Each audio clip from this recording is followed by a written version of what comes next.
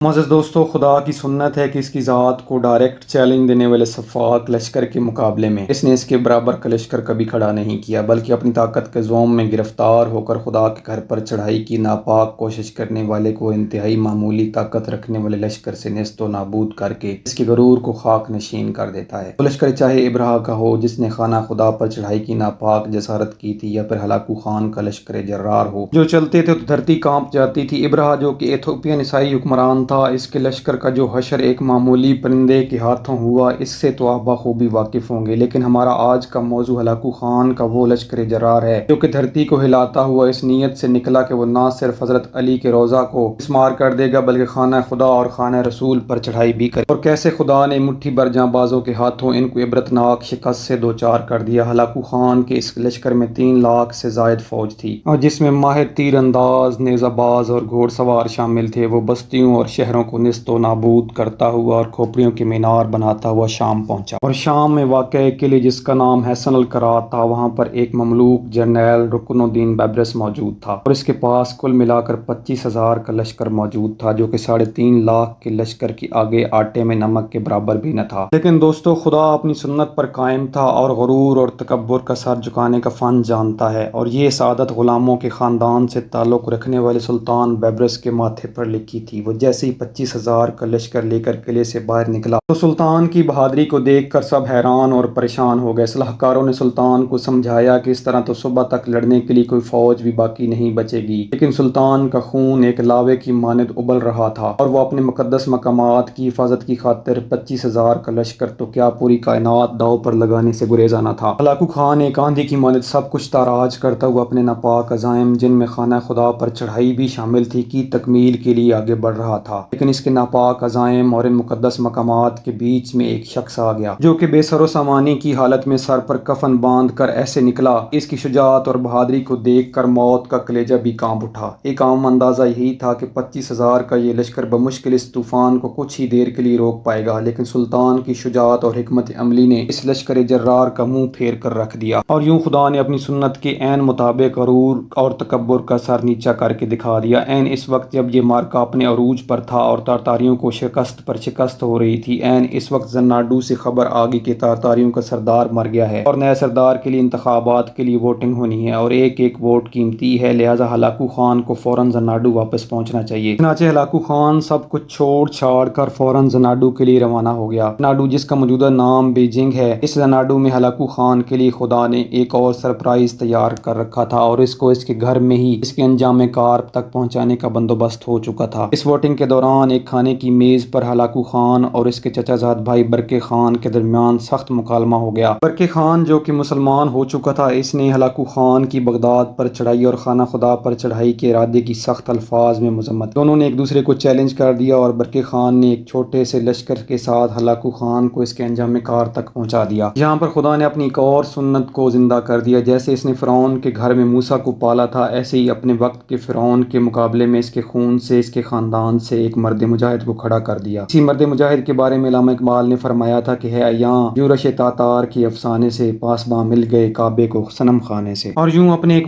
وقت کا ایک فرعون، ایک ظالم، ایک جابر اور ایک غاصب حکمران اپنے انجام کو پہنچا۔ ناظرین اکرام، انسان طاقت کے نشے میں چور ہو کر غرور و تکبر کا شکار ہو جاتا ہے اور خود کو اوور ایسٹیمیٹ کر بیٹھتا ہے۔ تکبر کا شکار شخص خود پسندی کا شکار ہو کر سوچنے، سمجھنے اور تجزیہ کرنے کی صلاحیت سے یکسر محروم ہو جاتا ہے، اور اپنی ذات کے گرد ایسی دیواریں کھڑی کر لیتا ہے جو اس کو درست فیصلہ لینے کے قابل نہیں چھوڑتی، اور نتیجہ بربادی کے سوا کچھ بھی نہیں نکلتا۔ معزز دوستو، یہ تھی ہماری آج کی ویڈیو۔ مجھے امید ہے کہ یہ آپ کو پسند آئی ہوگی۔